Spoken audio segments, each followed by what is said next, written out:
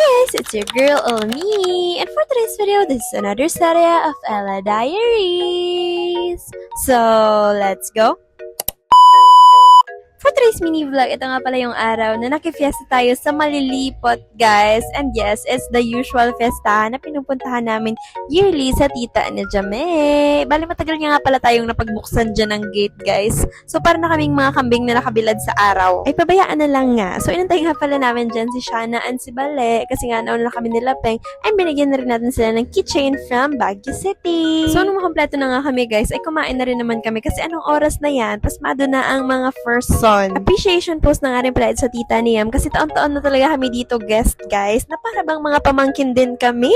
Simula ata high school ay nakikikain na kami rito every fiesta. So yes, marang konti na lang bibigyan na kami dito ng loyalty card. Pagkatapos nga palang kumain ay dito na kami tumambay sa kanilang sofa and pinagrade natin si Peng. And tingnan nyo naman guys ang laman ng kanyang bag. Merong skincare, merong sobre na parang cheque ang laman. May pulbo, may wallet na napakakapal kasi nga marami siyang pera.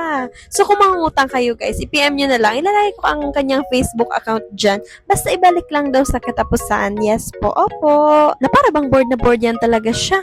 Pagkatapos nga pala ng bag raid na yan, ay nag-TikTok na kami sa labas guys. Siguro nakaroon naman kami ng 3 TikTok entry.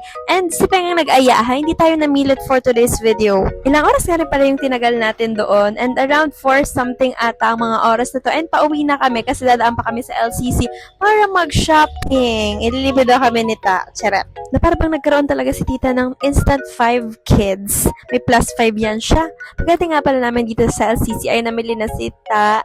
And binilhan nga rin pala kami ng pang juice session kasi nga matagal-tagal na rin yung last jamming with the first sons, with the people.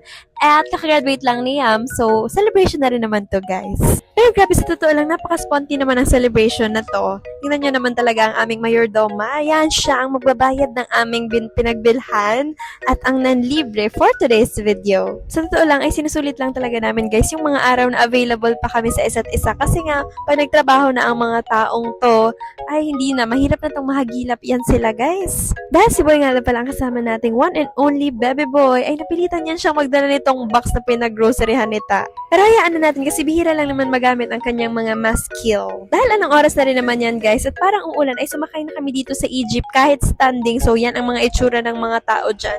Lahat talaga yan sila nakatayo. Buti na lang ay nakaupo si Ta. Pero pagdating naman sa San Jose Port guys, ay nakaupo na rin naman kami at isa na lang dito ang nag-Honolulu. Pagka-uwi nga namin kila Yam ay nagpito na agad ako guys ng french fries. Tapos yan sila kumakanta na doon. So inaya natin si Bala dito sa kitchen. Tapos kumain na rin ako nitong nakita ko sa lamesa na latik. And finally, sa mga oras na to ay tapos na nga ako makapagluto. And dito na kami lahat sa sofa, guys. Nagkikwentuhan, nagja-jamming, nagbabanding.